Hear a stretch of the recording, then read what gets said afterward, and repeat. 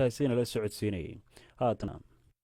iskaashatada beeraha ee Muruqmaal ayaa isku dayay inay karaankood ka hortagaan jaridda dhirta iyo dhuxulaysiga magaalada Gaalkacyo iyo hareeraheeda. iskaashatadan ayaa shaqo abuur u sameeya dadka dhirta guba balse ay uga baaqsadaan hawshan ay ku fogan yihiin. Cabdiweli Cali Xaashi waa gudoomiyaha iskaashatada Muruqmaal waxa uu iga warramay sida ay wax u wadaan iyo ilaa hadda waxa bal u hirgalay. waa dhirta iyo ilaaha iyo beeraha iyo shinnida iyo xoolaha iyo doorada magrad markaas ee ilaalisan waxa ilaalinaa anagu dawladda inta kulada male inta kulada male iskeena soo xilqaanay marka arnay dhirtii inay dhamaatay dadkeena naf ku dirta magrad waxa sameynaa ayaanta wareey baawur waa ku riso jirnay dadka xusha jara meelaha baadiyaha u jirnay waa ka ay jirnay waxa u jirnay dhirta joojiyo inta geed nool jar lahayn geed nool beera dadka marka wax garayna hor wixii anaga ilmaha ku beerna dad ba naf ba ka raadina magrad wax shaqo abuur noo sameeyaa markaydan dhaheen hawshan aanu qabanno shaqa aanu ka raadsanaa nolol maalmeed baanu kala soo baxnaa shaqo abuur noo sameeya maxaa kaga falceliseen waxaan kaga falcelinay dib u laabanay tashiga sameeynay waxaan sameynaa 5 maalin ba shaqo gelinaa oo jaarnaati waxa nolol maalmeed $5 ama $7 $8 aasina ma garataan beeraha ka shaqeeya ma garat beeraha degmada Hareeraha marka beeraha ay ka shaqeeyaan aad shaqo gelisaan yaa leh iskaashatada beeraha iska lahaa marka ururkiin hawshan qabtaa waa iskaashatadii beeralayda waa iskaashatada beeralayda iyo xoolaha iyo dhirta marka iskaashatada beeralaydu miyaan qof kasta beertiisa gaar u lahayn ma beer aad wada leedihiin baa jirto dadkani ay idinka shaqeeyaan maya beeraha qof walba beertiisa shaqsi u leeyahay laakiin lacagta iskaashato arurto dhaqaalaha meesha yaala maar ayaa waxaan nidhaa qofkii beerta oo u baahan tahay kaasoo inta laga jaro qofkaas hala siiyo 5 qof oo beerta u wada ayaguna jarnaati ka helaan si dhirtii oo baaqato jarin laakiin inta beerta loo waday ma hal maalin ka badnaanaysa soo maalmihii kale u baahan maayaan meel nolol maalmeedkii ka raadsadaan oo halkii kayntii iyo dhirtii ay jirayeen ku noqon maayaan waa sax dadku xataa wax 100 ama 200 ku sina maaha inta maalinka shaqaysiina waxa u badan 20 qof ma gartay 20 qof ma shaqaysido ay dhirta 500 jaraysay waxa hartay 480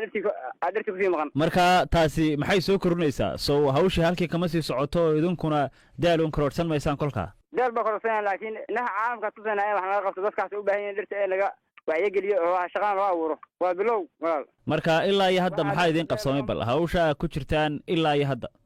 waxaan noo qabsoomay 50 qofood ayaa dhirtii hadda bari ka noqotay intii hal bil ka fadhisay maantana waxa magaalada keenay oo hadda ila joogo wuxuu ahaa 20 qofood oo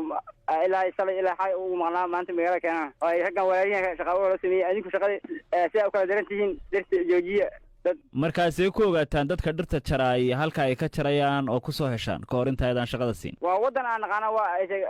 dadka aan naqaana way dad ajaanib ma aha wadanka ka yimid dhulka waan naqaana waa u tagnaa meel oo qiimaha kaas ay dambay la yiraahdo u badan yihiin hatta dhirta jirinkii wax ka dan dab ay ku sii deynayaan sidii kale cawskiga gubanaya dad xoolaha ku gubanaya bahalaha ku gubanaya marka ilaa iyo hadda cid dawladii hay'ad kale oo idinka caawiso hawsha xal kale oo kan ka balaaran inama aragteen